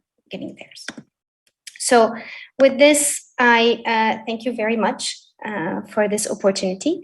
And if you have any other questions, I'm happy to take them. Thank you very much for that very, very informative presentation, Dr. Jean-Jean. And please let me know if I'm not saying your name correct. That's good. And so we have some questions. If someone has a positive genetic test result, is it recommended that person's physician then have them undergo cancer screening more frequently? Example, for a person with a positive genetic test and a negative colonoscopy, does the frequency of the colonoscopy increase? Yes, definitely. So, of course, it depends on the type of positive result that you got. If you got a positive result that increased the risk of breast cancer, it shouldn't necessarily change the recommendation for colonoscopy screening. But if the patient has a positive result in a gene that would increase his or her lifetime risk to develop colon cancer, then yes, definitely. Even if you have a negative colonoscopy with no polyp, with nothing, definitely the frequency should be increased depending, of course, on the gene. Each gene is very different, whether it's a low, moderate, or high penetrance gene. But yeah, once you have that positive genetic test result, that predisposition, definitely the screening should be altered accordingly. Thank you. And our next question is also, what is the price range like for genetic testing, especially for those who may not have insurance? That's a great question. So it used to be very, very expensive, and it just dropped significantly in the couple 4 or 5 years, and now it is a $250 out of pocket pay. So which means a lot of patients who would come to clinic, let's say, do not qualify for genetic testing because they do not meet the National Comprehensive Cancer Network guideline and do not have insurance, then they could pay out of their pocket $250 US. A lot of my patients and the patients we see in the hospital settings do qualify and do have insurance, and a lot of insurance actually go by these guidelines. So I've had a good percentage, over 50% of my patients who pay $0 if they're covered and there's clinical indications. Of course, it depends on the insurance. It always depends on the co-pays that we could have. But you can really, right now, every company is billing $250 US for out of pocket. Whether RNA, whether 20 genes, whether 90 genes, it's a set price. Okay, I mean, any ideas on what it might cost for someone who may not have insurance, or where the insurance doesn't cover it if the person only has a family history of cancer? Yeah, it would be at $250 as well. Okay. They kind of set this, the testing companies. Okay. And so since the Caribbean region lacks genetic counselors, does your unit offer telemed counseling? Yes, definitely. And we'd be very happy to see your patients. We've had a couple of patients come also from the Caribbean to Miami. It's not the majority for sure, but yeah, we do telehealth, and actually it's quite easy because we don't always need blood to run the genetic analysis. We can actually do it on saliva. So it's easier to ship kits to the Bahamas, to Jamaica, if the company does. And obtain, and saliva is quite stable. So you ship it back in the mail and you have a proper good results. Okay, and with you being in Miami and your proximity to the Bahamas, I mean, you mentioned, the Jamaica, Bahamian incidence of breast cancer and the differences on the different islands. Question one, I mean, any thoughts as to why the differences on the different islands, and have you made any observations of other cancers that might be more prevalent in our region because of our ethnicity and population size? I think it's a great question. I think each population has their own signature with the history, with the consanguinity or not, with the way things happened, with the geographical exclusion. So it is difficult really to just say. I think each island also has their own history and their own population dynamic, which kind of made a certain population have a higher incidence of these mutations. The other cancers I think that we're really facing right now is the increase of colon cancer overall throughout the whole spectrum, not necessarily population based. For sure, African American population have a higher risk. I haven't yet seen any other trend. I have a colleague who actually wrote the paper with some of the Bahamian group who probably would have a better also understanding, but I think with time we'll have like a more longitudinal explanation. Well, thank you very much, and we certainly look forward to the updated guidelines. There are no further questions. Do you have any final closing comments for us? No, I mean, it would be great if you have any other patient that you think needs any genetic testing or counseling. We'll be more than happy to see them, telemedicine or in person. It's great. And again, thank you so much for having me today and speak. And we would really like to extend a very special thank you to you for agreeing to join us and speak to us on such very short notice. So thank you very much. My pleasure. And so this brings us to the end of today's session. Thank you very much to you, our audience, for joining and participating. We really appreciate you. Thank you to the organizers of the conference. And please remember to do your feedback. The feedback link has been posted in the chat so that you can claim your CMEs. And we will see you here again tomorrow at 9 a.m. So have a lovely Saturday, everyone.